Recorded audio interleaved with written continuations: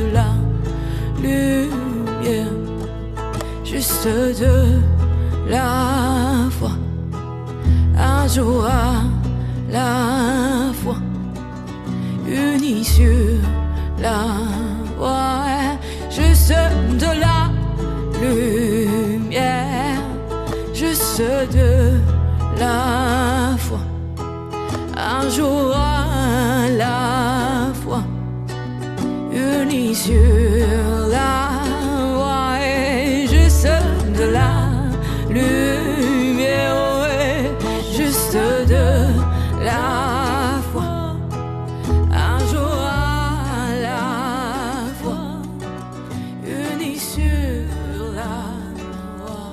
Juste de la lumière, juste de la foi, un jour à la fois, unis sur la voie. Alors voilà, c'est avec ces paroles-là que nous allons nous quitter. Nous allons rester unis sur la voie, qui est celle de notre cœur, là où brille notre lumière intérieure. Nous allons marcher sur cette voie un pas à la fois, juste avec la foi, un jour à la fois. Bonjour à tous, c'est Claire-Lise.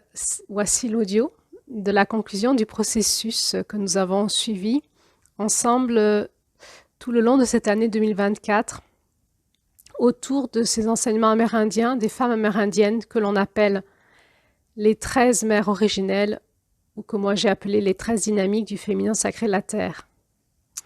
Alors ce fut peut-être pour certains d'entre vous une découverte ou une découverte d'une autre façon que vous connaissez. Peut-être que pour d'autres c'était une réécoute, relecture. Avec Julie, ça a été une aventure, un challenge, une écoute, un appel que nous avons reçu en janvier 2024. Et nous avons démarré après avoir dit oui. Et nous avons vécu une aventure.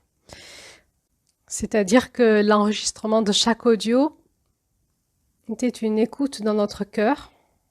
Et nous avons eu bien des adversités, bien des challenges à remporter, rester là, en présence, pour tourner dans ce podcast et vous donner le meilleur de nous-mêmes, en fonction de nos hauts et de nos bas, dans l'esprit de la sororité. Alors voilà, nous avons fait passer 243 épisodes, et celui-ci est donc le 244e. Beaucoup d'enseignements riches et variés, tous reliés à un point d'unité, de cohésion, celui de la fréquence, de la couleur du mois et du conte amérindien qui lui est rattaché. Nous sommes donc partis sur la base d'un livre qui s'appelle « Les 13 mères originelles » qui a été écrit par Jamie Sams.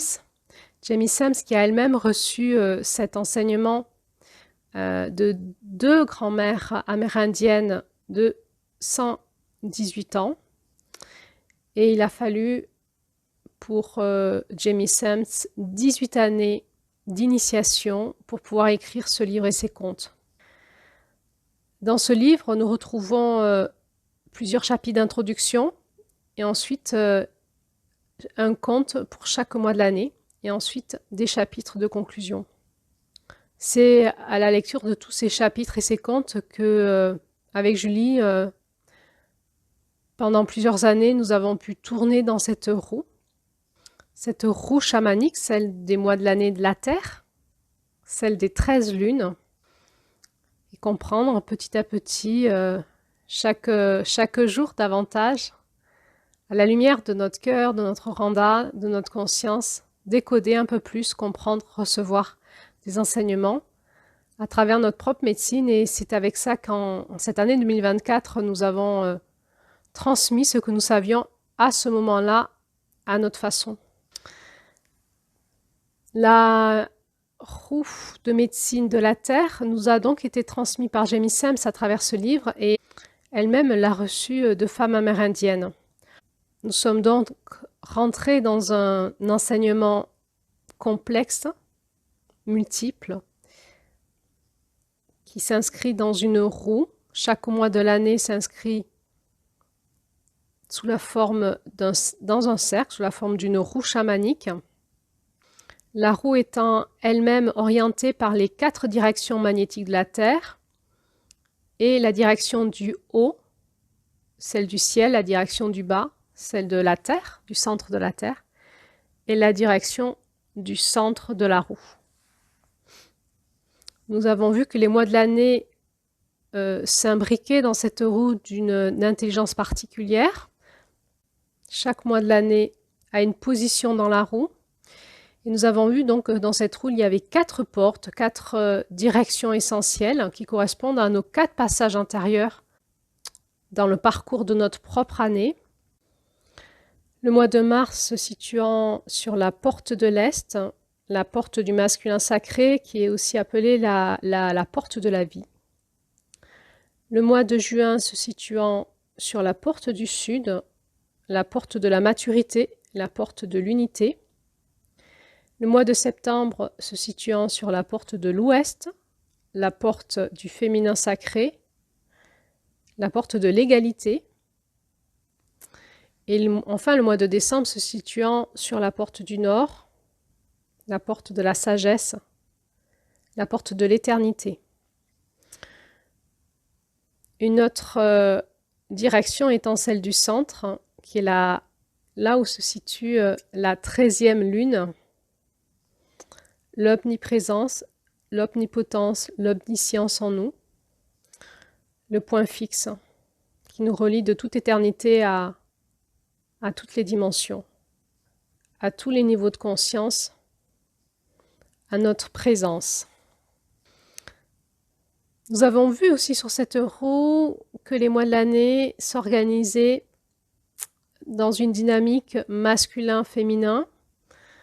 Les mois du masculin, de l'énergie masculine de notre année étant les mois de février à juillet, et les mois qui portent l'énergie féminine de notre année étant les mois d'août à janvier, avec chacun une lune opposée complémentaire qui vient aider, rééquilibrer, réharmoniser.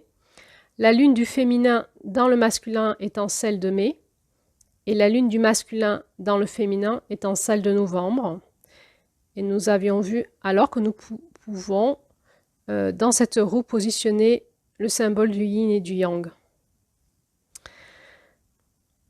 Nous avons aussi considéré l'importance de la complémentarité des mois de l'année les uns envers les autres. En effet, dans cette roue de médecine, nous avons vu que les mois de l'année se positionnaient aussi sur des rayons et qu'ils avaient chacun une lune qui est son opposé complémentaire et qui lui permet de revenir dans les énergies du centre à chaque moment. Par exemple, le mois de mars a pour opposé complémentaire le mois de septembre. Et quand nous sommes au mois de mars, pour pouvoir revenir dans notre centre, nous pouvons donc utiliser les énergies de septembre pour nous ramener dans notre centre. La présentation de cette roue, comme je l'ai enseigné dans ce podcast, est une présentation très simpliste, simplifiée. En réalité, la dynamique de notre planète Terre et de ce que nous vivons en lien avec les énergies de cette planète est bien plus complexe que ça. Il existe toutes les géométries sacrées dans cette roue et donc des interactions énergétiques entre les mois de l'année, entre eux. Et cette planète est elle-même interreliée avec les autres planètes et autres étoiles et constellations dans le cosmos. Donc évidemment, notre compréhension est loin d'être complète. Mais déjà, si on utilise ce référentiel, eh bien, nous avons déjà une base de compréhension et d'exploration très très riche. Et chacun sur cette base pourra encore explorer cette roue de manière infinie. Alors, on a vu aussi que chaque mois de l'année était relié à une couleur, et là, il existe un mystère. D'où viennent ces couleurs? Alors, il semblerait que ça vienne de la roue des Sénéca, ce peuple amérindien qui avait donc reçu ces informations que chaque lune était reliée à une fréquence de couleur et de lumière. Le livre des 13 mères originelles ne nous donne pas plus d'informations que cela. Et donc nous sommes partis en quête avec Julie pour comprendre ce mystère. Pour l'instant, nous en sommes eh bien, à écouter les canalisations de Julie, qui sont des canalisations qui nous parlent des caractéristiques des vibrations des ondes de forme, hein, des couleurs. Et donc nous rentrons là dans ce qu'on peut appeler le monde quantique, et la compréhension des textes de Julie, elle est spirituelle, mais d'une richesse incroyable. Et puis nous avons aussi exploré tout le long de cette année la notion qu'il existe une lumière noire et une lumière blanche, une lumière porteuse de la polarité féminine, la lumière noire, et une lumière porteuse de la polarité masculine, la lumière blanche. Et pour l'instant, cette quête sur les couleurs est toujours une quête. Avec Julie, nous ne sommes pas allés plus loin dans les informations que nous recevons. Enfin, nous avons vu que chaque mois de l'année correspond à aussi un chemin de vérité, selon aussi l'enseignement du peuple Sénéca.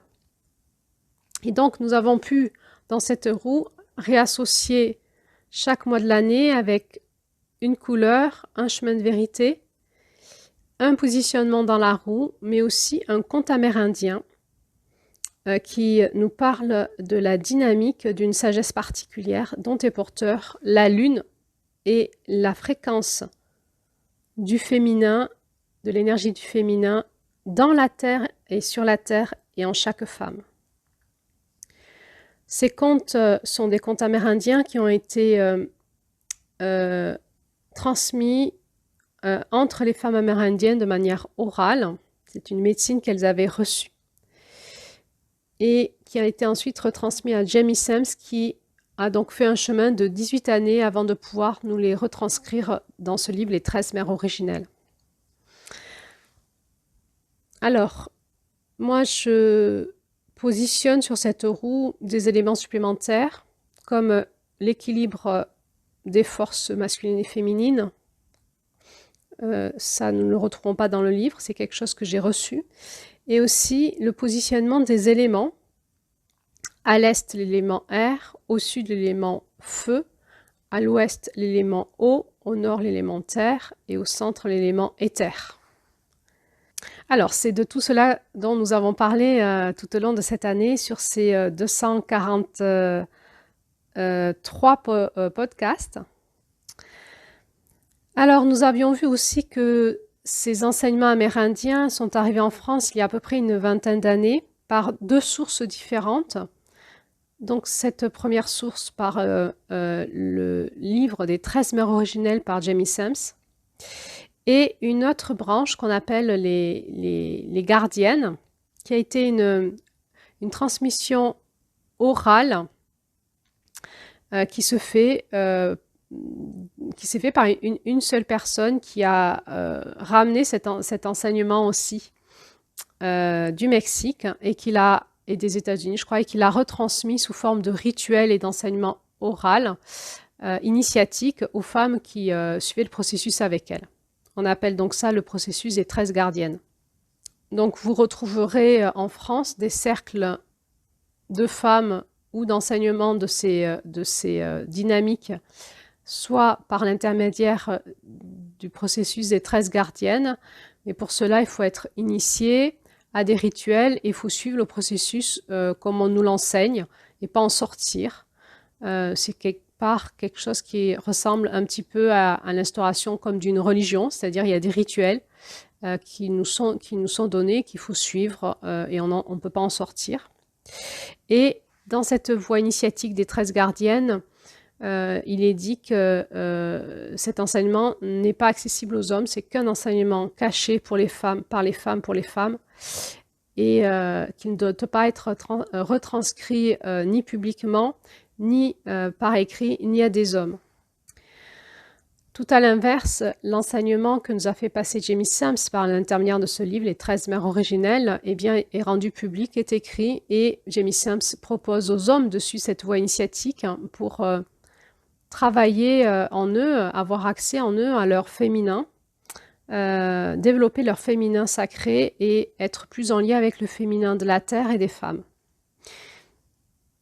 Alors, eh bien voilà, il y a eu tout un mouvement d'opposition, de dualité entre ces deux voies. Et pour certaines personnes qui sont un peu plus puristes, je dirais radicales, le mouvement des 13 mères originelles serait un petit peu positionné comme un mouvement hérétique, dangereux.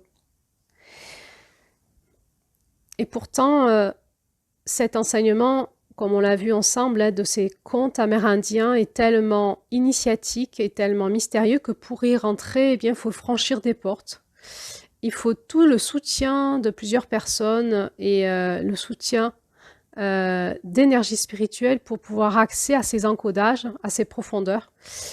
Et oui, c'est un enseignement qui est rendu public, mais qui reste quand même caché, mystérieux, à tout cœur qui voudrait s'en emparer sans être dans la vérité dans son cœur. Alors, on a donc vu aussi qu'il y avait des chemins dévoyés liés à cette spiritualité des 13 mères originelles, parce que nous sommes dans une période en France où nous sommes en quête de retrouver ces enseignements et de retrouver ces énergies en nous et ces reliances et ces réparations, ces guérisons. Et il existe aussi dans le monde du développement personnel et spirituel peut-être un effet de mode et aussi, on va dire, de commerce où on peut faire du business avec ces mots, les mots du féminin sacré, les mots de cercle de femmes et les mots d'enseignement amérindien. Alors, partout en France, en Europe, sont proposés des cercles de femmes. Et dans la conclusion de ce parcours, je vous inviterai, vous qui avez eu accès un petit peu à quelque chose qui est de l'ordre de l'essence de cette transmission, à bien sentir en vous, quand vous vous reliez à ces cercles de femmes ou à ces animateurs ou animatrices, à bien sentir si ces personnes-là sont reliées à la lumière des crânes de cristal ou à leur ombre, c'est-à-dire à leur coyote. Parce qu'évidemment, la fausse lumière s'empare de tout enseignement spirituel pour le détourner.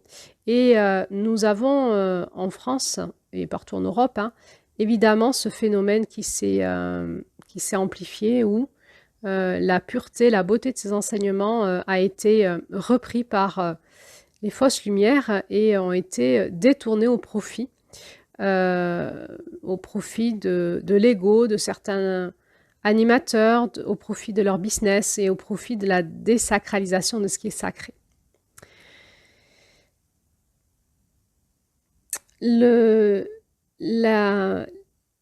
La dynamique des 13 mères originelles est reliée à une spiritualité, c'est-à-dire ce sont des enseignements, des vérités, des enseignements de l'intangible vers l'être humain que l'on peut comprendre par étapes dans notre cœur, par processus initiatique, c'est-à-dire par éveil de conscience, par libération intérieure, par guérison, par réparation. Et ce processus initiatique, comme tout chemin spirituel, est un processus difficile, confrontant, qui vient nous chercher loin en nous-mêmes et qui va venir nous faire traverser des étapes initiatiques, mais aussi nous confronter à des ombres, à des forces d'opposition à ces fréquences-là. Et toute personne qui voudrait transmettre ces enseignements, eh bien, en principe, reçoit dans son cœur l'appel de ces êtres spirituels, de ces 13 mères originelles, et va donc répondre oui ou non. Mais si la personne répond oui, elle va donc commencer à être à l'écoute dans son cœur, reliée à ces 13 crânes de cristal, à ses 13 gardiennes et va être initiée à l'intérieur d'elle-même à transmettre sa médecine à travers ces fréquences-là. C'est un chemin qui est puissant, qui est beau, mais qui est aussi difficile, car très confrontant et très initiatique. Et donc, toute personne qui ressent l'appel de transmettre ces enseignements par des cercles de femmes ou même des cercles d'hommes, eh bien sûr, je vous encourage à démarrer, mais je vous encourage aussi à être supervisé par des grands frères ou des grandes sœurs qui sont aussi en lien avec ces fréquences spirituelles pour vous aider parce qu'il va y avoir des adversités et qui seront pas de moindre importance. Alors voilà, les 13 mères originelles, ou les 13 gardiennes, ou les 13 dynamiques du féminin sacré de la Terre, ou les 13 lunes, eh bien, c'est donc une spiritualité des femmes amérindiennes. C'est la grande médecine de la planète Terre, et c'est les mystères donc de notre Terre-Mère. Des mystères qui sont engrammés dans le monde de l'esprit. C'est une spiritualité qui est donc universelle. Et nous avons compris que bien des pièces de ce puzzle de la sororité sont détenues par les femmes sages de toutes les races. On rentre là donc dans des mystères qui nous relient à la création de la Terre, mais aussi à la création des êtres humains et à la dynamique énergétique de tout cela. Donc c'est très mystérieux, très caché. Et ça concerne toutes les cultures. Mais à la race rouge, c'est-à-dire aux Amérindiens, il leur a été donné la médecine, la révélation de la médecine de la Terre. Et donc, c'est eux qui ont reçu ces enseignements en lien avec le lien qu'il y a entre la Terre, les mois de l'année, les lunes, les femmes et l'utérus des femmes. Selon ces enseignements amérindiens, il existe donc 13 gardiennes, 13 fréquences dans le monde de l'esprit qui sont chargées de garder la fertilité de la planète Terre. Cette planète Terre qui est appelée Yehodaz, ce qui fait référence à la partie conscience de la Terre. Cette partie conscience engrammée dans le corps de la Terre, qui vient nous parler de l'esprit de la Terre et de sa flamme de l'éternel amour qu'elle a elle aussi au centre de son cœur. Et nous avons donc vu que cette planète Yehodaz est donc une planète vivante qui a une conscience et qui nous parle le langage de l'amour de son cœur à notre cœur. C'est-à-dire que la Terre a elle aussi un oranda, un cœur, et elle détient elle aussi dans sa conscience le langage de l'amour et elle nous communique son langage de l'amour à travers notre cœur. Nous sommes donc invités à nous relier dans notre cœur au cœur de la Terre et à vibrer dans notre cœur la fréquence du cœur de la Terre pour pouvoir re-rentrer en communication avec cette planète, cette conscience Yehodaz et retrouver ce lien d'amour, mais aussi ce lien d'harmonisation avec elle, se réharmoniser à ces fréquences dans notre cœur pour retrouver notre intelligence de notre être humain. Cette planète a donc été créée dans une intelligence, une certaine harmonisation, un certain équilibre, qui a été rompu à chaque fois par le fait que les êtres humains ont perdu le contact de cœur à cœur avec la Terre, ce qui ne semble pas être le cas des pierres, des plantes et des animaux. À chaque fois, l'être humain, par avidité, a modifié le courant de la vie à l'intérieur de la planète et ainsi créer une rupture de l'équilibre de celle-ci, mais aussi de l'harmonie entre les races, entre elles, mais aussi entre les hommes et les femmes, et entre les êtres humains, les animaux, les végétaux et les minéraux.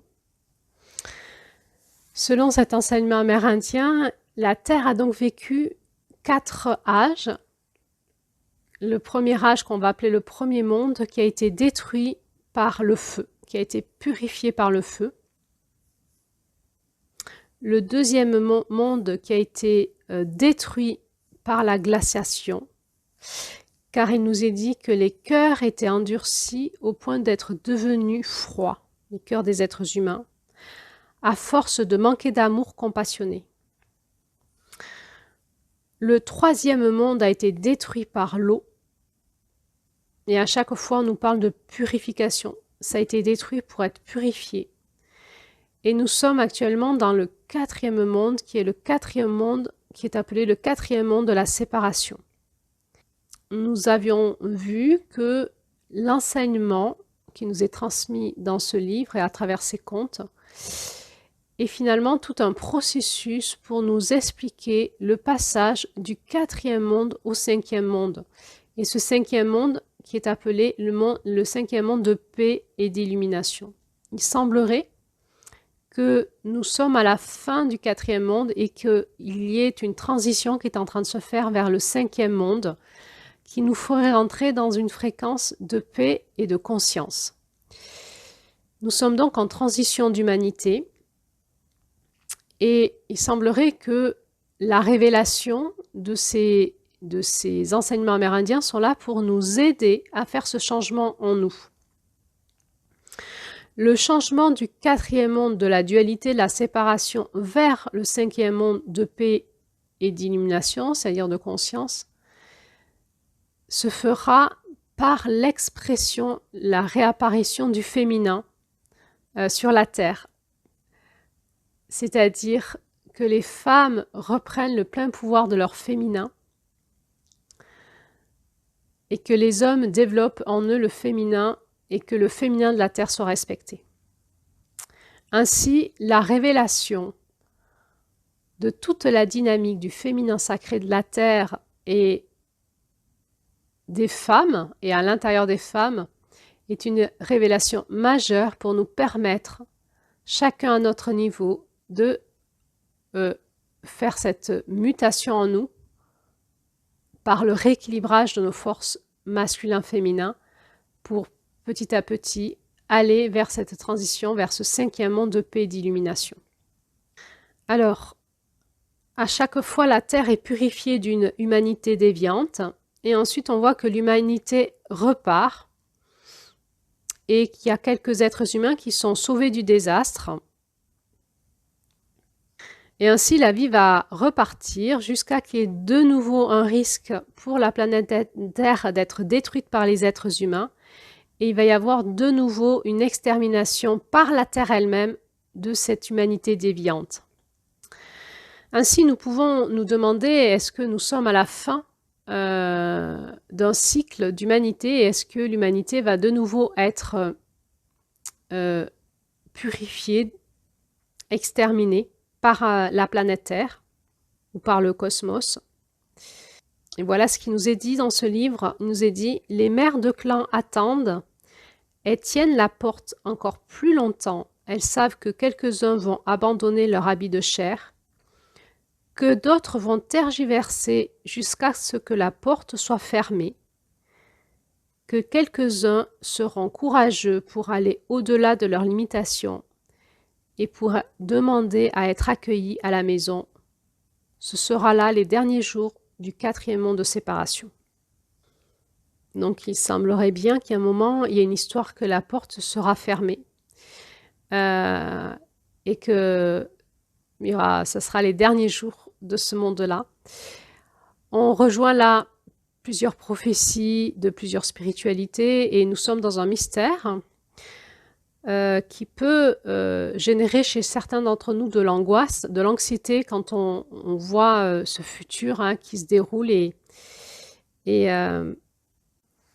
avec beaucoup de questions quant à nos choix, nos trajets personnels, mais aussi comment aider nos enfants à aller vers cet avenir. Alors, ce chemin initiatique des Amérindiens qui nous parle de la médecine de la Terre, de la planète Terre, est porteur aussi d'une prophétie qu'on appelle le rêve de l'arc-en-ciel tournoyant. Ce rêve de l'arc-en-ciel tournoyant, c'est le rêve des mondes futurs qu'ont fait les 13 mères avant leur incarnation. Ce monde futur qui est lorsque tout sera renouvelé. On voit dans cette prophétie la promesse de la complétude future qui se manifestera lorsque ce 5e monde d'illumination et de paix sera là. Alors, dans l'étude de cette prophétie, nous voyons des éléments qui nous éclairent. Il nous est d'abord dit que l'illumination, c'est-à-dire vraiment la conscience, vient de l'Est, par l'ouverture de la porte d'or, qui amène à tous les autres niveaux d'imagination et de conscience. Donc vous vous rappelez, cet enseignement était aussi en lien avec celle qui voit loin, la fréquence du mois d'avril, et nous sommes invités année après année, au mois d'avril, à nous reconnecter toujours plus loin à la source de l'amour, à la source de la conscience qui est appelée ici la porte d'or. Si nous ne nous reconnectons pas par notre âme à la source de la conscience, eh bien, nous n'aurons pas accès aux différents niveaux de conscience. Et donc, nous sommes invités à nous élever en conscience et à retrouver cette connexion à la source de l'amour qui est au-delà de cette porte d'or, dans le monde de l'intangible, dans le monde de l'âme.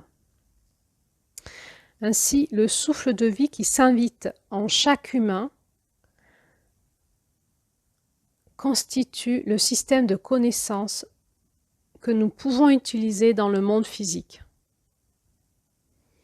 Donc, en nous reconnectant à cette porte de conscience qui est cet espace dans le monde de l'âme, dans le monde de l'intangible, où nous pouvons aller nous reconnecter, qui est cette porte qui nous donne accès à ces autres niveaux de conscience, à l'illumination, eh bien, nous pouvons alors recevoir le souffle de vie et nous allons donc chacun recevoir des systèmes de connaissances que nous allons pouvoir utiliser dans notre vie physique. Il nous est dit aussi que ce système de connaissances est aussi engrammé au centre de la Terre, auquel nous pouvons nous relier. Les fonctions de chaque cycle lunaire sont entre autres de nous refléter ce système de connaissances par la Lune chaque fois qu'elle est pleine. Alors bien sûr, nous nous sentons petits là-dedans car cela dépasse notre entendement. Donc c'est un système de connaissances qui vient à la fois du cosmos mais aussi du centre de la Terre et qui se reflète dans la Lune chaque fois qu'elle est pleine et que nous pouvons réceptionner et ainsi, pleine lune après pleine lune, récupérer de la connaissance en nous, de la conscience, de l'illumination et nous éveiller pour donc aller un peu plus vers ce rêve de la complétude. Alors, comment nous allons y accéder à ce rêve de la complétude? Eh bien, nous allons devoir briser les schémas comportementaux qui ont mis l'humanité en servitude. En servitude de quoi? Eh bien, du chemin tordu, du chemin dévoyé, de la dualité. Pour cela, nous avons besoin de réintégrer les leçons de l'humilité pour réparer nos sentiments de suffisance. Nous avons besoin de retrouver la magie de l'innocence, de l'émerveillement enfantin et du jeu, et de retrouver les plaisirs de la vie. Ça, c'est la porte du Sud. Dans cet émerveillement de la vie, nous allons apprendre à réapprécier profondément les choses simples qui font que cette planète Terre est un lieu de beauté. Et nous reconnecter à la beauté de la vie qui va nous parler dans notre âme de quelque chose qui est en lien avec la profonde intelligence de l'âme du Créateur. Pour aller un peu plus vers cette complétude, nous allons devoir réapprendre à retrouver l'unité du groupe, de savoir retravailler ensemble pour transmettre à l'humanité ce que ces Amérindiens appellent le legs collectif de plénitude.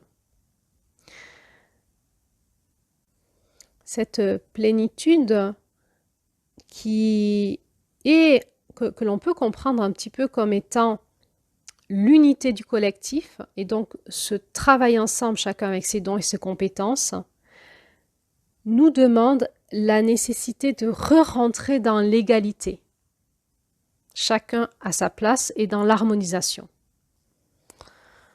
Ainsi, nous sommes appelés à faire honneur au talent de chacun et chacune et de faire honneur à toute forme de vie. Et de retrouver ce cercle de la sagesse de la Terre où se trouve englobé ce sentiment d'unité. Chacun est à sa place. À retrouver la façon de faire honneur à la beauté qui se révèle de manière unique en chacun et chacune. Enfin, et peut-être l'essentiel, nous est dit dans la révélation que nous allons pouvoir repartir vers ce rêve de la complétude quand chacun pourra se tourner vers son propre cœur pour y trouver la vérité afin de prendre des décisions équilibrées. Quand chacun pourra retrouver la possibilité de tourner vers son propre cœur pour y trouver la vérité afin de prendre des décisions équilibrées.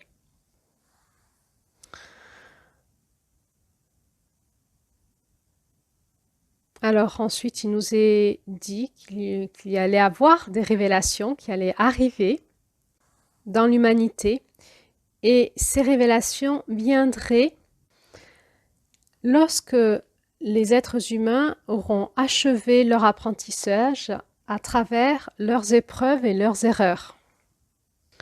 Alors, ils retrouveront la paix et l'illumination qui étaient présents dans le premier monde d'amour.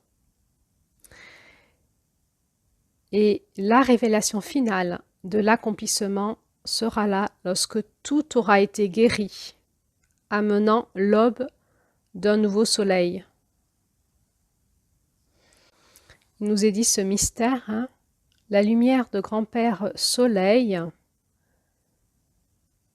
recouvrira à nouveau le monde d'en haut d'une gloire teintée de rose.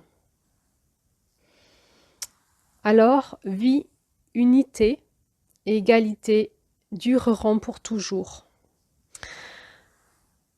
Chez les Amérindiens, dans le chamanisme, on parle du monde du rêve, qui est cet espace dans l'intangible où se tisse la vie.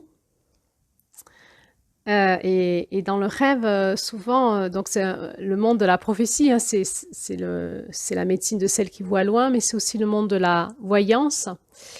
Et elle est reliée avec celle qui voit loin avec la tisseuse, le mois d'avril qui est relié avec le mois d'octobre. Et donc, le monde du rêve tisse en permanence avec la tisseuse pour faire passer dans l'intangible les rêves de l'humanité, de l'intangible vers le tangible. Alors, ce rêve n'est pas fixe, il bouge à chaque instant en fonction de ce que nous décidons dans notre cœur. Donc, nous sommes à la fois acteurs du rêve et nous le vivons puisque nous sommes à la fois individuels en train de tisser notre monde, on fait partie du rêve et on tisse le rêve, et à la fois nous sommes agis par le collectif. Alors il nous est dit aussi que ce rêve peut grandir et porter ses fruits dans le ventre de chaque mère de clan. Il est niché dans la chaude obscurité de leur ventre, dans ce lieu d'harmonie et de vision que sont les bols de médecine intérieure de ces grands-mères, de l'arc-en-ciel tournoyant. De manière symbolique, il nous est dit que c'est comme si chaque mère porter en elles, dans leur utérus, ce rêve bien au chaud, et que nous pouvons avec elles le faire grandir et qu'il porte ses fruits, c'est-à-dire le faire manifester sur la terre.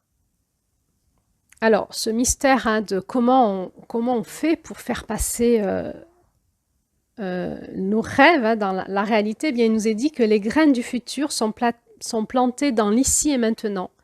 C'est bien ce que nous faisons, nous pensons, nous croyons, nous considérons, nous décidons, ici et maintenant, qui va définir ce qui va se manifester sur Terre dans le futur. Il nous est donné une loi fondamentale, c'est les rêves de chaque humain sont honorés comme autant d'éléments qui participent au tout. Donc nous sommes tous co-créateurs de ce rêve et de cette manifestation de ce qui se passe sur Terre. Et chaque rêve de chaque personne est honoré comme un élément qui participe au tout. Égalité.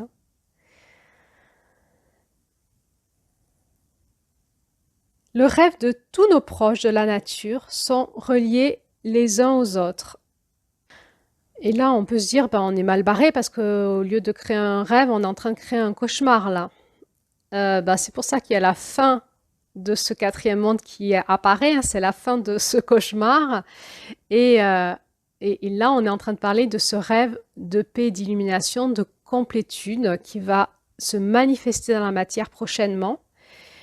Alors, comment ça va se passer? Toujours la même question. Bien, on voit que c'est engrammé et gardé dans le ventre de ces grands-mères au centre de la Terre. Et il nous est dit que le ventre de ces grands-mères de l'humanité conscrivent pour toujours les apprentissages, les défis et les aspirations de chaque être humain. Et chaque être vivant est inscrit dans ce rêve de la plénitude qui se manifestera un jour. Ces enseignements viendront lorsqu'il sera temps pour les humains d'apprendre la sagesse et de la rassembler. Donc nous pouvons voir que chacun d'entre nous, avec nos apprentissages, nos défis et nos aspirations, nous participons à ce rêve de la complétude et chacun d'entre nous avons en nous un rêve de plénitude engrammé en nous qui est relié au rêve de plénitude de chaque mère de clan et que quand il sera temps, nous apprendrons tous ensemble la sagesse et nous la rassemblerons pour créer ensemble ce rêve de plénitude. Alors, comment nous amorçons ce changement? Eh bien, il nous est dit les rites de passage. Donc, c'est ces portes, ces capes, ces rites de passage où changement ont leur racine dans le présent. Chaque série de leçons de vie se dévoile au fur et à mesure qu'elles sont suscitées par l'humanité, par le désir de l'humanité de changer de chemin en se transformant et en grandissant dans l'unité. Donc nous voyons que nous avons des rites de passage, chacun individuellement, mais aussi collectivement, et qui sont déclenchés dans le présent chaque fois que l'humanité a le désir de changer de chemin en se transformant et en grandissant dans l'unité. Alors, il nous est dit que la connaissance intérieure et la vision de chaque mère de clan repose au fond du cœur de chaque mère de clan. Donc sa connaissance intérieure, c'est tous les systèmes de connaissances dont chaque mère de clan est porteuse. Et ces visions donc sont détenues dans son cœur. Mais le rêve de qui elle est et de ce que sont ses talents repose à l'intérieur de son ventre. Donc la connaissance et la vision est dans son cœur et le rêve de qui elle est et de ce que ses talents représentent est niché à l'intérieur de son ventre. Interprété par moi à l'intérieur de son utérus. Donc nous nous rappelons que chaque mère de clan est donc un rayon de couleur, un chemin de vérité, un mois de l'année, une lune, une pleine lune. Et donc à chaque fois, ce système de connaissances nous est révélé et reflété par la lune et nous est révélé à chacun d'entre nous. Il nous est dit que l'ouverture de ces visions interviendront lorsque la purification du monde d'en haut sera achevée. On entend par là la purification du monde du ciel. Donc on entend que pour avoir accès à ces visions, il faut que cette purification dans l'intangible du monde du ciel soit faite. On est là dans les mystères initiatiques des chemins spirituels et il est difficile d'en parler pour moi mieux que ça, puisque ça demande de l'expérimentation, de basculer par la régression de conscience, par les voyages chamaniques, entre autres, de basculer dans l'intérieur de notre cœur, dans notre randa, et d'aller voyager dans le monde de l'intangible pour comprendre de quoi on nous parle ici. On nous parle des forces d'opposition à la fréquence de la Terre qu'il va falloir dégager, nettoyer, pour pouvoir avoir accès à ces visions dans notre propre conscience. Ici, on en a parlé de tout ça à partir du mois d'avril, mai, juin. C'était 3 mois qui étaient essentiellement consacrés à essayer de comprendre les mystères du monde de l'énergie, du monde de la vibration et des forces d'opposition qui viennent s'opposer à nos fréquences, à nos lumières, et tout ce chemin initiatique spirituel, ce guerrier de lumière, ce masculin sacré qui va apprendre à sortir de la dualité en récupérant la justice divine à l'intérieur de son cœur et dans ses actes qu'il va poser, en se reconnectant à la source de la lumière, de la vérité qui est la porte d'or, en reprenant conscience à l'intérieur de son cœur, de son corps, de son propre esprit saint, de son propre randa, de son propre espace sacré, pour pouvoir ensuite déjouer le mensonge, déjouer le manipulateur et se reconnecter à nos étoiles sœurs, nos étoiles, notre famille cosmique, pour pouvoir monter en fréquence à travers notre corps physique, notre cœur, notre conscience, et pouvoir œuvrer sur Terre malgré ces forces d'opposition, pour pouvoir passer de ce 4e monde de séparation et de dualité, de combat, à ce monde de paix et d'illumination, c'est-à-dire de conscience. Nous avions vu lors de la 13e ère la promesse de l'arc-en-ciel tournoyant qui nous dit que les lumières des promesses de la complétude et de l'unité sont dans le cœur battant des 13 mers qui nous permettent de ressentir la constance de l'amour de notre véritable mère, la Terre, et de notre profonde connexion à elle.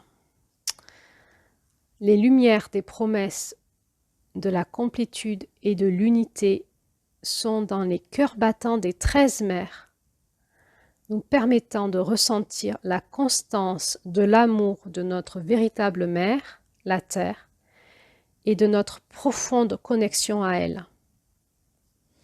Le rêve de l'arc-en-ciel tournoyant est la prophétie qui rassemble toutes les races, toutes les nations, dans le 5e monde de paix, le monde dans lequel nous sommes en train de passer.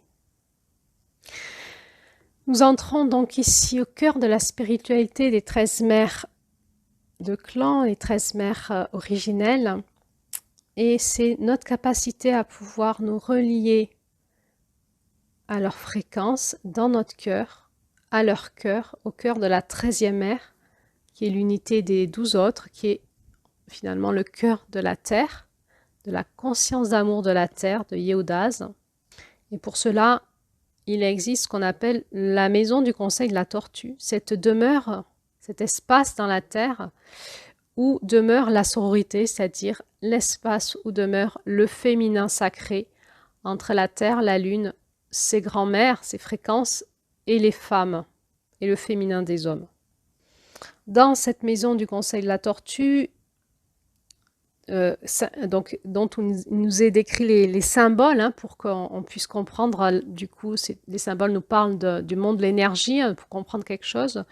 Il nous est dit que elle a un toit en forme de dôme, sur lequel figure la carapace de la tortue, et qu'elle est donc moitié sous terre et moitié au-dessus, c'est-à-dire déterrée. Elle est à moitié enfoncée dans la terre, à moitié à l'air, en fait. Ce qui va représenter le mariage entre le monde de la matière, de la nature, et le monde de l'esprit. Le mariage entre le monde de la nature et le monde de l'esprit. Entre la Terre, la planète Terre, la Terre-Mère et le ciel-Père, le mariage entre la Terre et le ciel, et le mariage entre le principe féminin et le principe masculin. Cette maison du Conseil de la Tortue a réellement existé quelque part en Amérique pendant des temps immémoriaux, pendant que ces mères de clan existaient réellement sur Terre et enseignaient aux humains l'amour de la Terre-Mère. Et puis un jour, elles sont retournées en esprit, sans leur corps, dans le cœur de la Terre-Mère. Et alors cette maison a disparu de la surface de la Terre, mais nous pouvons la retrouver dans notre cœur.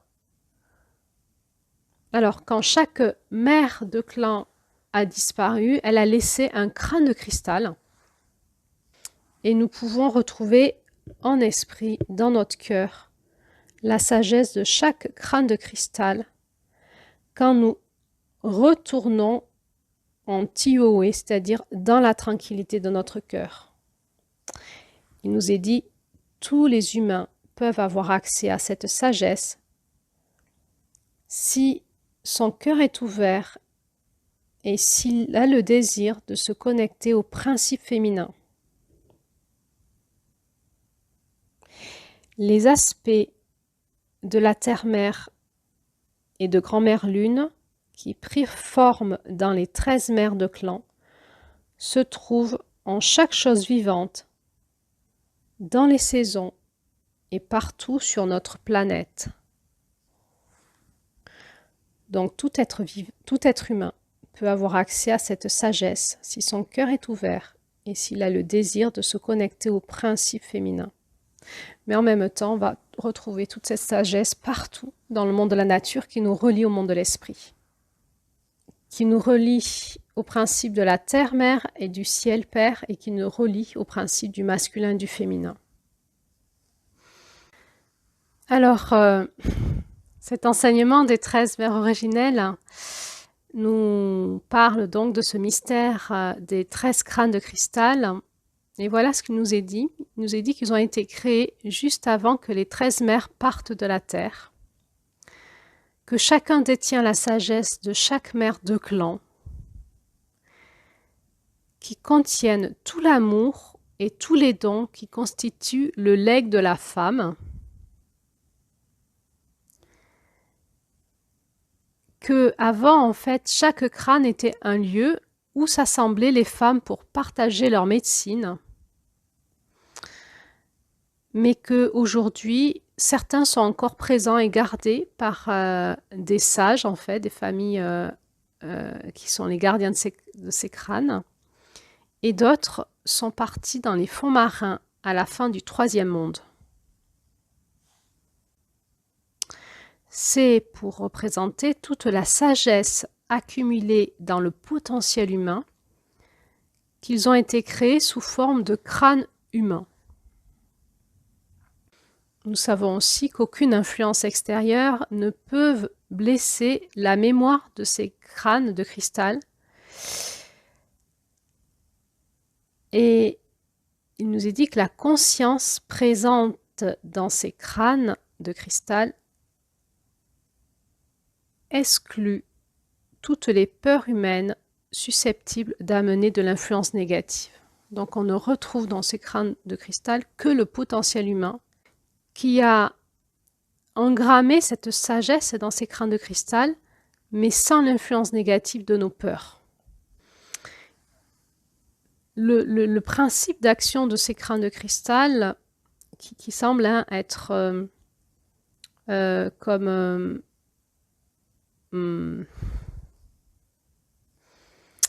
une archive, mais aussi un générateur de puissance et avec lequel communique notre conscience en permanence, d'être humain a priori, de ce que je comprends.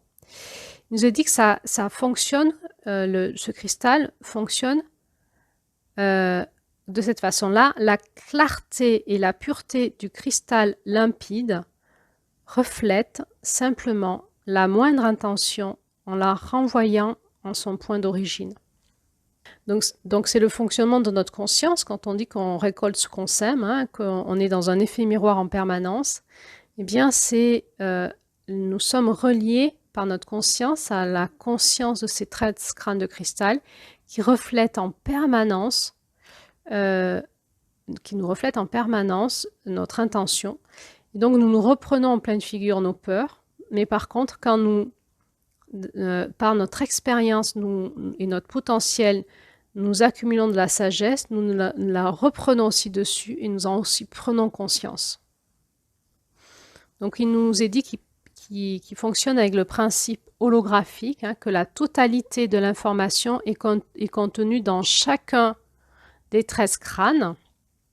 Ils nous sont présentés comme des bibliothèques vivantes qui conservent la sagesse dont toute chose est en interdépendance, c'est-à-dire que toute chose est dépendante des autres en fait. Nous sommes tous interdépendants les uns des autres.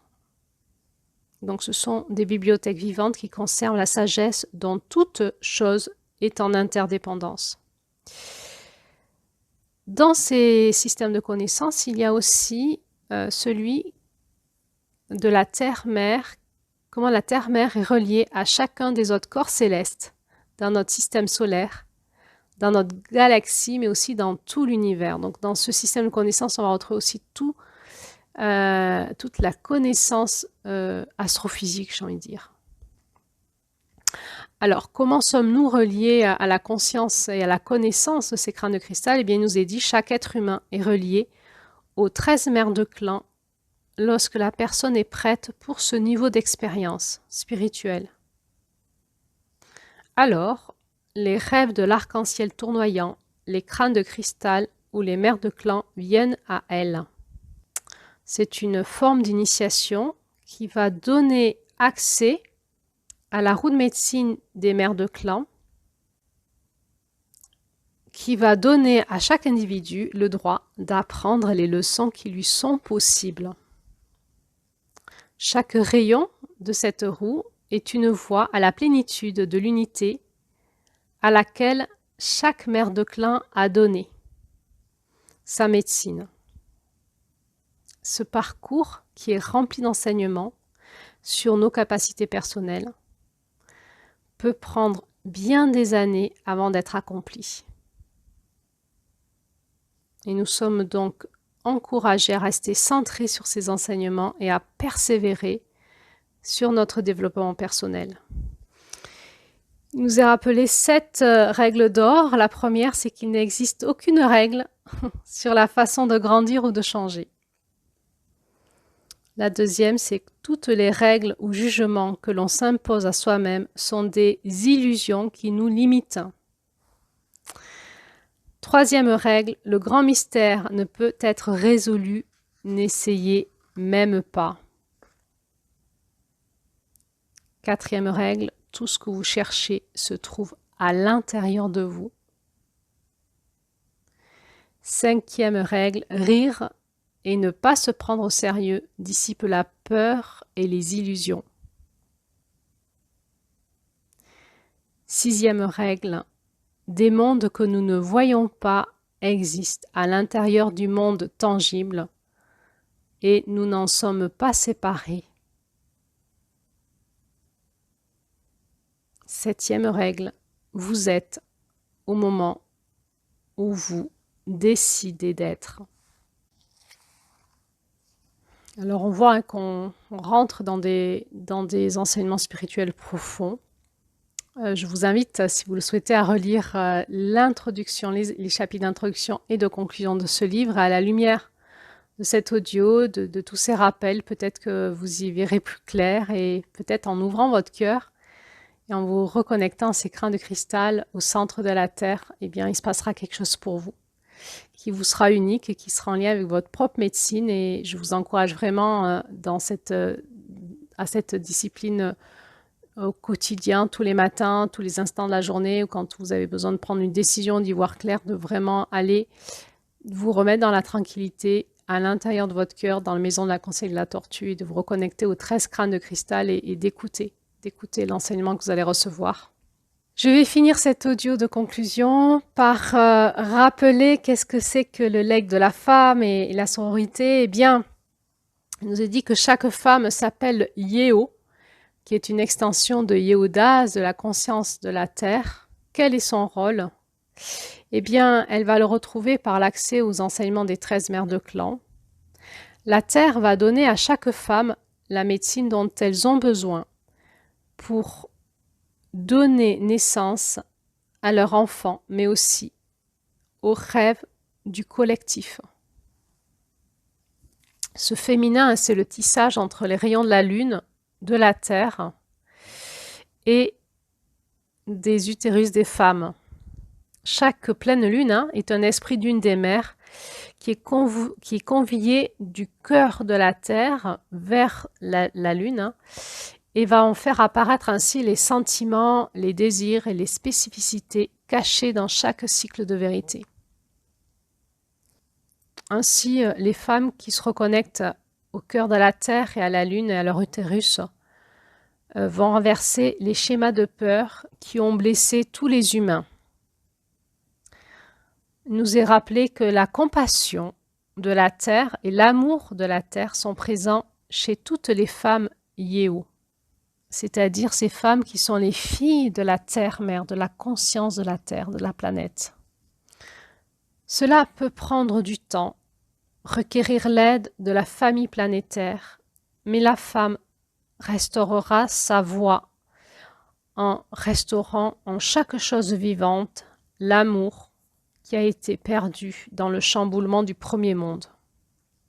Alors, rappelons-nous comment c'est possible. Il nous avait été dit que la Terre avait rêvé pour les femmes qu'elles avaient un rôle, elles étaient les gardiennes de la beauté, de l'harmonie, de l'égalité, de la paix. Et donc ce legs de la femme, c'est le legs d'être guérisseuse. Les femmes sont des guérisseuses, elles suscitent le meilleur dans l'humanité. Il nous est révélé que jamais plus la beauté ne sera cachée à ceux qui recherchent la lune, à ceux qui recherchent la lumière de la lune, ou qui s'en remettent au don de la terre pour prendre soin d'eux et recevoir la force qui les guidera sur leur chemin. Ces gardiennes qui sont venues du monde de l'esprit, qui ont été créées et qui sont venues enseigner l'humanité, elles détiennent les secrets d'un cycle lunaire qui est là pour protéger les mystères de la femme. Elles sont les gardiennes du féminin, de la sororité, de la fertilité de la terre. Elles sont des parties spécifiques de l'esprit de la terre, mais qui travaillent toutes ensemble en harmonie. Elles représentent la médecine de la terre et la vérité engrammée dans la terre. Ainsi, chaque femme qui se reconnecte au centre de la terre en lien avec ses gardiennes, mais qui se reconnecte aussi à la fréquence de la pleine lune et à son utérus. Et donc, ces femmes, à travers cette médecine, les femmes trouvent la force de l'égalité, l'équilibre et l'harmonie. Elles vont se reconnecter à cet aspect guérisseur de la grand-mère lune, de la lune et de la terre. Il nous est dit que ces grand-mères représentent ce qu'il y a de plus beau chez la femme, qu'elles ont formé la sororité qui lie toutes les femmes comme appartenant au même rêve, afin que le rêve originel de complétude puisse se manifester sur le plan physique. Elles ont formé la sororité qui lie toutes les femmes comme appartenant au même rêve, afin que le rêve originel de complétude puisse se manifester sur le plan physique. Il nous est dit que des graines de paix sont plantées dans le cœur du côté féminin de tous les êtres humains.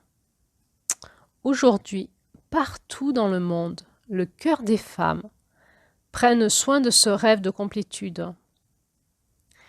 Il prend naissance à travers le partage de leur vision, dans l'ouverture de leurs rêves à la lumière de l'amour et dans la construction de ces rêves sous une forme tangible.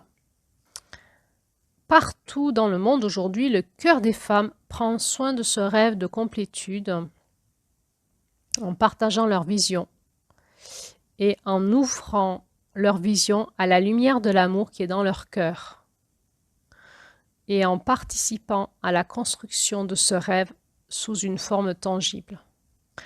Le legs de la femme, c'est d'honorer et de préserver la terre-mère. Il nous est dit que pour que les enfants de la terre survivent, il faut que les femmes honorent leur féminité et leur véritable mère, la terre, Yehudaz.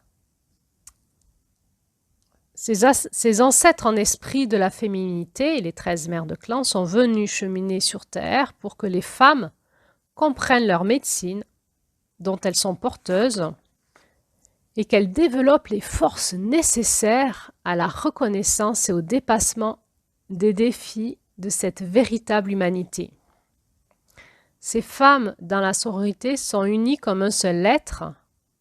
La sororité est fondée sur le lien de sang qui marque les cycles de fertilité des femmes qui se basent sur le cycle lunaire de 28 jours. Depuis, les femmes qui rêvent ou qui prient ensemble ont leur lunaison en même temps. Les utérus sont ouverts à la même période, ce qui permet aux rêves de l'humanité de s'implanter en elles et d'être collectivement nourris. Chaque femme, qu'elle ait des enfants ou non, a la capacité de donner naissance aux rêves de la sororité. L'espace de l'utérus est le centre de gravité dans la forme humaine et le lieu de pouvoir du royaume physique à l'intérieur du corps. Donc là, on est en lien avec ce mystère de comment la sororité, les femmes qui se reconnectent à ces gardiennes, à ces fréquences en esprit, qui sont les gardiennes de l'humanité, vont pouvoir faire passer les rêves du collectif dans leur utérus et entre autres en se réunissant, en partageant leurs rêves, leurs visions et en co-créant ensemble. Il nous est dit que ces mères de clan sont les mères de toutes les races, et pas que des Amérindiens, sont les mères de toutes les races. Elles sont vraiment engrammées, elles sont là dans la terre, c'est l'intelligence de la terre, hein. Elles sont les mères de toutes les races. Et l'aspect guérisseur de la féminité qui a engendré le potentiel guérisseur aujourd'hui présent sur notre planète. Le système de connaissances qu'elle représente sont les fondements de vérité qui permettent à toutes les femmes d'être les gardiennes du rêve de l'humanité à parvenir à l'unité. Enseignante en esprit, elle parle à nos cœurs. Et pour rentrer en contact avec l'identité spirituelle de leur médecine, il faut donc que nous puissions rentrer dans la tranquillité, calmer notre esprit, s'asseoir dans la tranquillité, écouter et recevoir dans notre cœur. Ça se fait toujours dans la solitude, loin des agitations de l'activité quotidienne. Et donc, ça nous demande à prendre du recul, du temps, de ralentir, d'aller dans la tranquillité, dans notre isolement, et de s'ouvrir à notre espace sacré, dans notre cœur, dans le monde de l'esprit, dans notre cœur, et d'inviter la mère de clan que l'on convoque, ou chaque mère de clan, dans la pureté du silence de notre cœur. Il nous est dit qu'elles n'apparaissent jamais de la même façon à une femme qui demande leur conseil. Elles apparaissent sous tous les aspects du pouvoir féminin et elles enseignent chaque personne de façon unique. Il nous est dit que la flexibilité de leur forme est une base importante de leur enseignement. Elles n'appartiennent à aucune race ni à aucune lignée. Elles sont universelles. Il nous est demandé de retourner donc dans la hutte du conseil de la maison de la tortue ancestrale qui existe dans la coquille de notre soi, c'est-à-dire dans notre oranda, de façon à découvrir ou redécouvrir les talents dont nous disposons chacune. Ainsi, la fertilité de la terre-mère et de toutes nos relations dépendent de la façon dont nous nous soignons nous-mêmes. Et quand nous sommes guéris, il est de notre responsabilité de créer de nouvelles cartes en nous-mêmes sur la façon dont nous allons réutiliser notre énergie, celle que nous avons utilisée en souci, en chagrin, en hâte, rancune et conflit. Comment nous allons la réutiliser afin de créer un monde unifié de paix. Donc nous sommes responsables de réutiliser cette énergie que nous allons récupérer, cette énergie que nous avons utilisée en souci, chagrin, hâte, rancune et conflit, de l'utiliser pour créer un nouveau monde de paix. Nous avons besoin d'apprendre à exprimer ce que nous avons d'unique et apprendre notre propre leçon dans nos façons de nous exprimer nous-mêmes. Ainsi, il nous est dit que la médecine de ces mères est toujours présente dans son intégralité, même si leurs effigies ont disparu. Elles sont des lumières pour guider la sororité. Elles siègent toujours en conseil au cœur de la terre, avec la lumière de l'arc-en-ciel tournoyant, du rêve qui apparaît dans l'aurore boréale.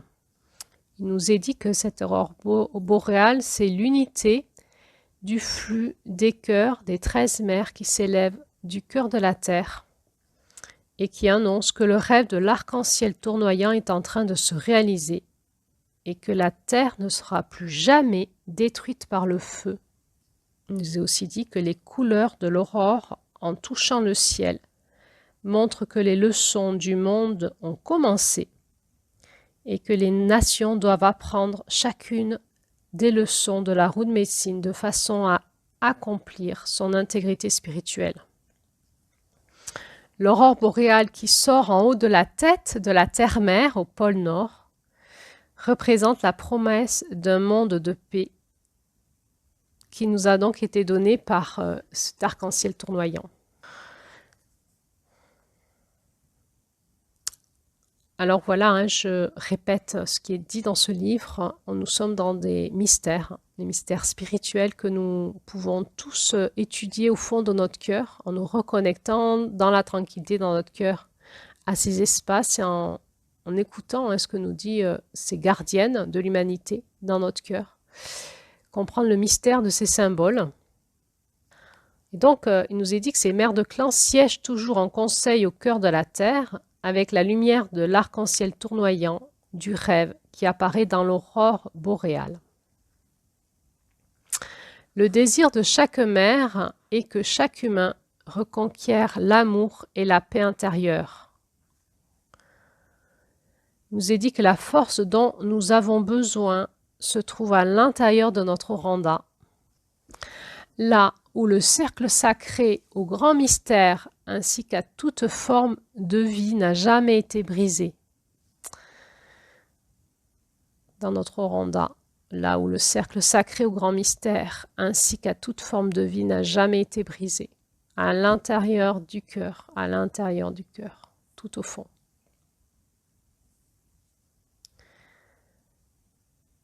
La sororité procure le soutien nécessaire pour retrouver cette connexion avec le chemin nécessaire du retour à la maison de son vrai soi. Il nous est dit que le tissage argenté du rêve de l'arc-en-ciel tournoyant n'a jamais été aussi fort. Il existe un réseau d'amour compassionné qui attend ceux qui ont le courage de faire face aux blessures et de restaurer l'amour. nos cœurs seront bercés de l'émotion de rentrer chez soi. Nos esprits feront un avec nos corps et nous posséderons la sagesse qui réside en nos cœurs. Il nous est demandé de devenir nos propres visions et d'utiliser nos talents pour pouvoir tous ensemble créer ce rêve vivant de paix. Et oui, ce rêve est vivant, le rêve de l'arc-en-ciel tournoyant est vivant, il danse. Il est porté par les 4 directions, les 4 vents du changement, qui portent le chant de toutes les femmes sages de toutes les races. Le feu des huttes des ancêtres éclaire notre chemin vers les étoiles, en constellant le grand bol de médecine du bol de la nuit. La corne argentée de grand-mère Lune nous rappelle que notre Randa emplit d'amour ce bol de médecine de notre cœur. La vérité de l'amour reconquis réside au-delà de l'illusion de la peur. Et il est différent de ceux qui sont aveuglés par leurs faux besoins ou leurs anciens chagrins. La vérité de l'amour reconquis réside au-delà de tout cela. La porte de la maison du Conseil de la Tortue est ouverte à ceux qui se souviennent et qui sont désireux de se tenir sur chacun des 13 rayons de la transformation soutenant la roue de médecine de la sororité.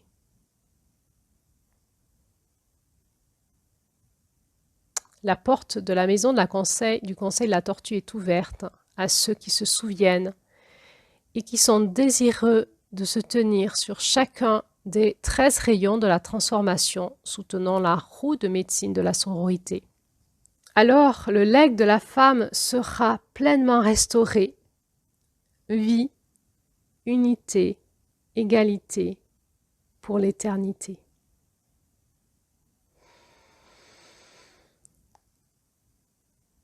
Eh bien, c'est avec ces mots et tous ces mystères que je vais donc conclure ce podcast. Je vais nous laisser écouter dans son entièreté cette belle chanson. Juste de la lumière, juste de la foi, un jour à la fois, unis sur la voie. Et oui, tout cela nous paraît bien mystérieux, bien grandiose. Nous nous sentons tout petits et nous rappeler de s'en remettre juste à cette lumière, juste à notre foi, un jour à la fois, tous unis sur cette voie, tous ensemble. Alors, je vais mettre cette musique et puis il va y avoir encore derrière cette musique un petit montage vidéo que je vous offre à la fin de ce podcast, qui est un petit montage vidéo vraiment amateur que j'ai fait avec mon téléphone portable et des statuettes que j'ai utilisées pendant plusieurs années, chaque statuette décrivant l'énergie d'une des mères de clan, et certaines mères de clan ont plusieurs statuettes qui les décrivent. Et ainsi, avec ces statuettes, nous avons étudié, entre autres, lors des ateliers que je faisais avec les femmes qui s'initiaient avec moi, nous utilisions ces statuettes pour essayer de mieux comprendre certains aspects de ces 13 mères de clan. Et alors, j'ai rassemblé ces statuettes qui représentent les aspects du féminin, de la terre et des femmes et de la vie. J'ai représenté ces statuettes sur un cercle qui représente vraiment l'énergie de la terre et de l'abondance. Et j'ai fait un petit montage vidéo avec de musique pour vous dire au revoir et nous souhaiter à chacun bon chemin, bon chemin. Nous sommes reliés ensemble par nos cœurs, par l'esprit de la sororité, que nous sommes des hommes ou des femmes, par le féminin, par la terre, par le chemin, unis sur la voie. Et aussi, nous sommes reliés à l'éphémère, à l'intangible. Il nous a été rappelé de ne pas nous prendre au sérieux, alors le vent l'emportera. Et nous retournerons dans le monde de l'esprit, après avoir expérimenté ce que nous avions à expérimenter sur Terre. Alors c'est avec ces 3 musiques que je vous dis au revoir. Je vous souhaite un bon chemin, chacun et chacune. Et puis on se retrouvera peut-être sur la route. Parce qu'avec Julie, nous avons utilisé ce podcast comme étant peut-être un brouillon d'un projet plus grand que nous avons, qui prendra peut-être forme. Nous en avons le rêve, nous le rêvons souvent. Nous avons convoqué ce rêve avec plusieurs femmes et pour l'instant, ce rêve vit des adversités. Alors, nous ne savons pas si nous allons pouvoir le faire passer dans la matière, mais il est en travail dans nos cœurs, dans nos utérus et en écoute de ces gardiennes qui nous guident. Le rêve peut être de créer un jeu associé à des enseignements et un oracle pour utiliser les enseignements de ces 13 gardiennes de manière plus concrète. Mais voilà, nous ne savons pas de quoi est fait ce rêve. Nous en avons quelques effluves. Alors, peut-être qu'on se retrouvera sur le chemin. Restez peut-être abonnés, partagez ce podcast. Si vous connaissez des femmes et des hommes qui pourraient être intéressés par tous ces enseignements, et entre autres aussi ceux qui animent les cercles de femmes, n'hésitez pas à partager le lien vers ce podcast. N'hésitez pas aussi à donner mon adresse vers mon site internet, puisque je suis là pour soutenir, initier de manière individuelle ceux qui le souhaitent à ces enseignements par des pratiques mensuelles. Et puis, je suis aussi là, je fais partie des personnes qui peuvent superviser les animateurs ou animatrices de ces enseignements. Donc, n'hésitez pas à faire passer mes coordonnées. Et donc, je vous dis peut-être à bientôt sur la route, sur la suite de ce chemin. Mais en tout cas, nous restons tous reliés à tous ceux avec qui je suis reliée, à vous tous, dans mon cœur. Par l'esprit, la sororité, je vous souhaite bon chemin. Et tissons le rêve ensemble, chacun, de manière individuelle mais aussi collective, ce rêve de paix et de conscience. C'est pas un petit destin, c'est un grand rêve dont nous sommes porteuses, nous les femmes. Alors faisons-nous confiance. Nous allons dépasser ce 4e monde de séparation, ce monde aussi de patriarcat, et ramener de l'équilibre dans la restauration de notre féminin. Tout doucement, chacune à notre rythme, en se reconnectant juste à la lumière, juste à la fois, un jour à la fois, tout unis sur la même voie. Je vous dis au revoir.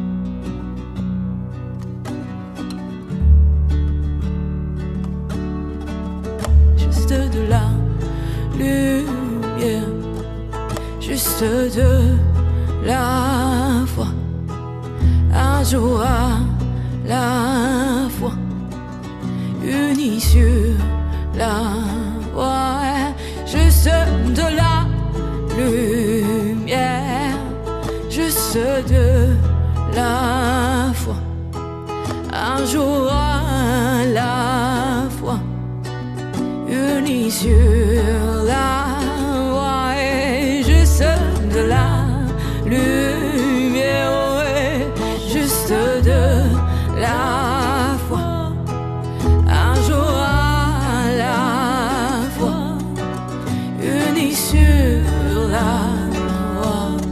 Hey, hey, hey, hey, hey, hey, hey, hey, hey, hey, hey, hey, hey, hey,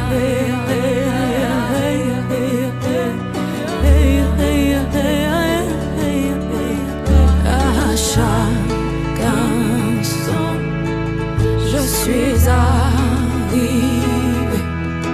Chaque souffle de vie me suffit pour dire merci à chaque instant. Je suis arrivé. Chaque souffle de vie me suffit pour dire merci. Hey, hey, hey, hey, hey, hey, hey,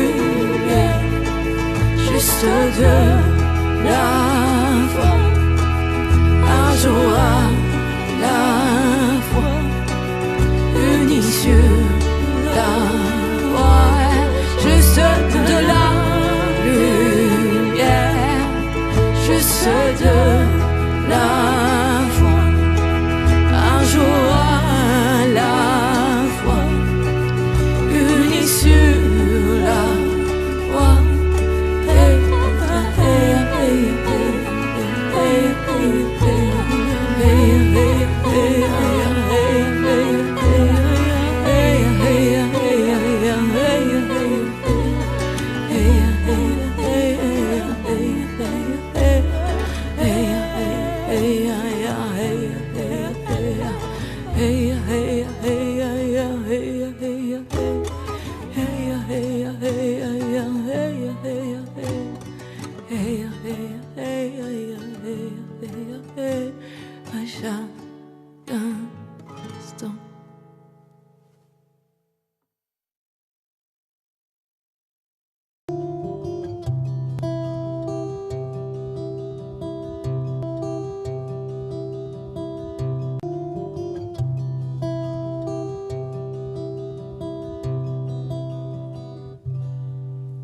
Je t'offrirai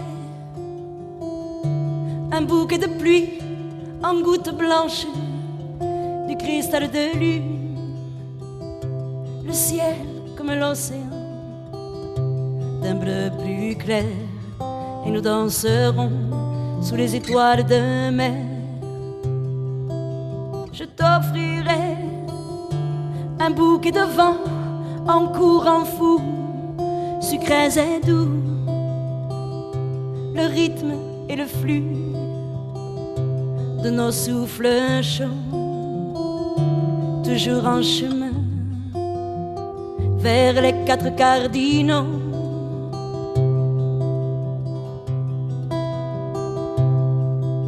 Je t'offrirai un bouquet de flammes en braise vive, venu de mon ventre.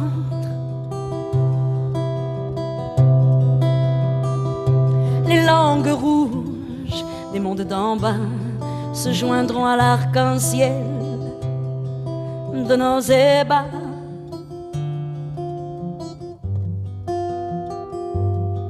De nos ébats.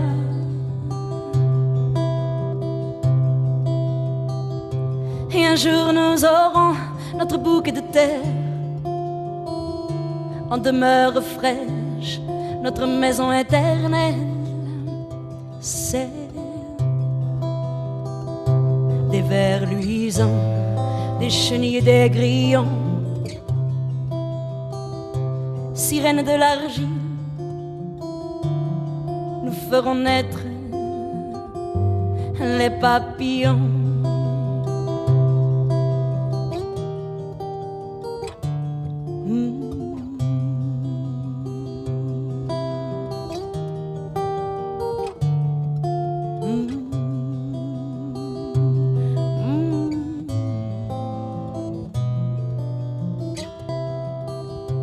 Des vers luisants, des chenilles et des grillons, sirènes de l'argile, nous ferons naître les papillons, des vers luisants, des chenilles et des grillons, sirènes de l'argile, nous ferons naître les papillons.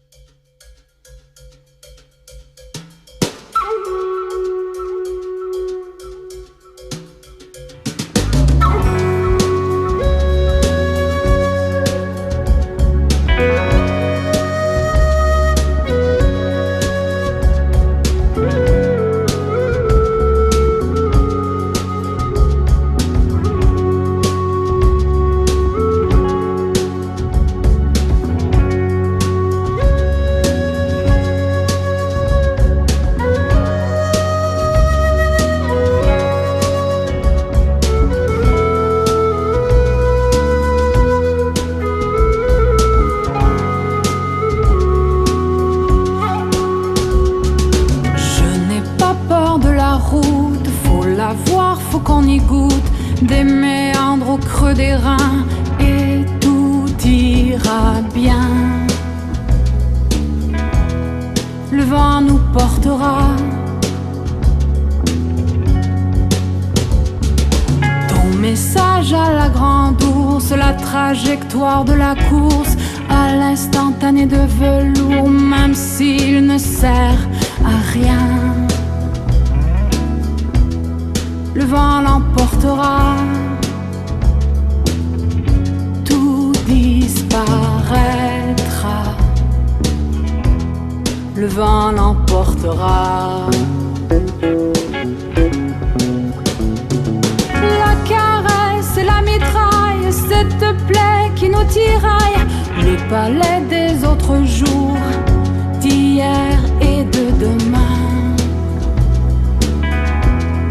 Le vent les portera. Génétique en bandoulière, des chromosomes dans l'atmosphère, des taxis pour des galaxies, mon tapis volant. Le vent l'emportera. Tout disparaîtra. Le vent nous portera.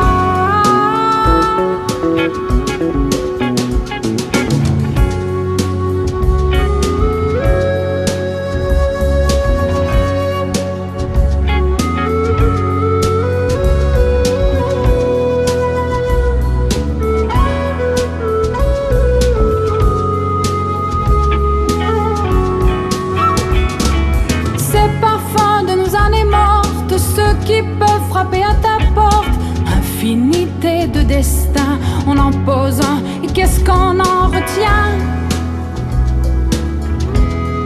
Le vent l'emportera.